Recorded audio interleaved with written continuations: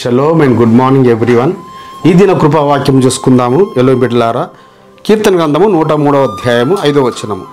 పక్షిరాజు యవ్వనం వలె నీ యవ్వనము క్రొత్తదగుచుండును.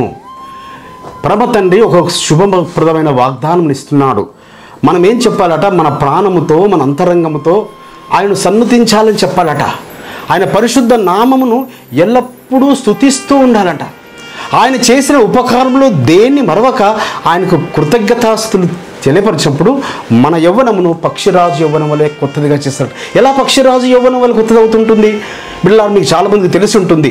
పక్షిరాజుకు తన యొక్క వయస్సు 40 సంవత్సరాలు, దాని ఆయుష్ 40 సంవత్సరాలు కాగానే దాని ముక్కు వంగిపోతుంది, దాని కాళ్ళు గోళ్ళు వంగిపోతాయి, తన కళ్ళు సరిగా కనబడవు, తన ఈకలు బరువు ఎక్కిపోతాయి, ఎగరలేక వేటాడలేక దానికి ఇంకా చావే శరణ్యం. ఆ సమయంలో అయితే మరణమైన దానికి శరణము, లేదా అది ఒక మరణకరమైన ఒక భయంకరమైన ప్రాసెస్ గుండా 150 రోజుల ప్రాసెస్ గుండా అది వెళ్ళవలసి వస్తుంది.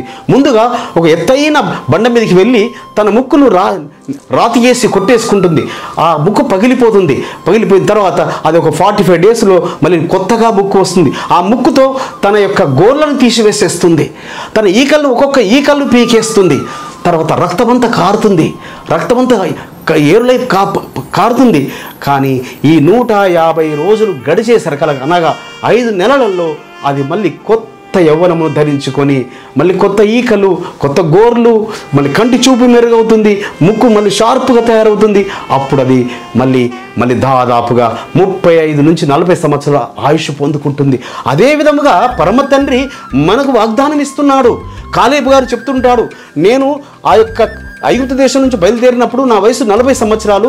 ఈ 45 సంవత్సరాలలో ఈ 85 సంవత్సరాలు వయసు వచ్చింది నాకు. ఇప్పుడు నాకు ఆ ఆరంభించినప్పుడు ఏ బలమైతున్నదో అదే బలము నాకు ఇప్పుడు నేను కలిగి ఉన్నాను. పక్షిరాజు యవ్వనం వలె తన యవ్వనం కొత్తదిగా చేశాడు. బిడ్డలారా, మనల్ని కూడా, మన యవ్వనాన్ని కూడా కొత్తదిగా చేస్తాడు.